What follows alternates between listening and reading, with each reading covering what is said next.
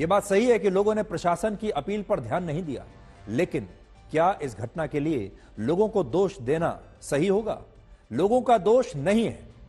लोगों को दोष देना गलत होगा। लोगों को दोष नहीं दिया जा सकता।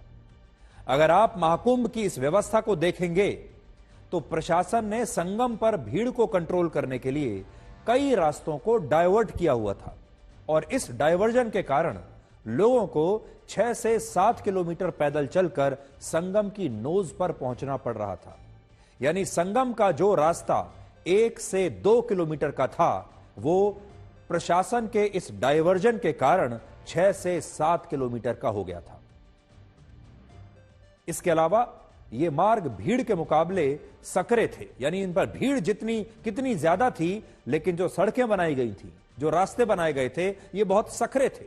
ये रास्ते इतने इस काबिल ही नहीं थे कि इस भीड़ को झेल सके और इन रास्तों में धक्के खाते हुए संगम पहुंचना किसी अग्नि परीक्षा से कम नहीं था। इस देश की आम जनता, इस देश के श्रद्धालु 6 से 7 किलोमीटर या उससे भी ज्यादा चलते हुए, किसी तरीके से संघर्ष करते हुए, धक्के खाते हुए, जिनके कई लोगों के सर पर तो 10 से 15 किलो का सामान भी था, ये लोग इतनी संघर्ष के बाद वहां पर संगम पहुंचते हैं।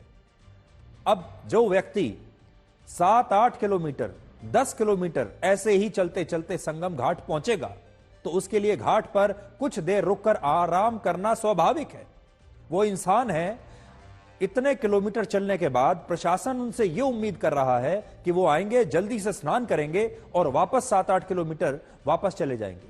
क्या ये लोग कुछ देर बैठकर आराम नहीं करेंगे? क्या किसी के लिए संभव है?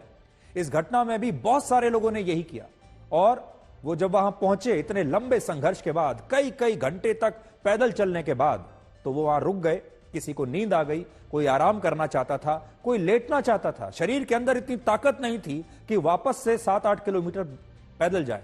और इसलिए यह कहना कि लोग वहां पर रुके ही क्यों, यह सही नहीं होगा।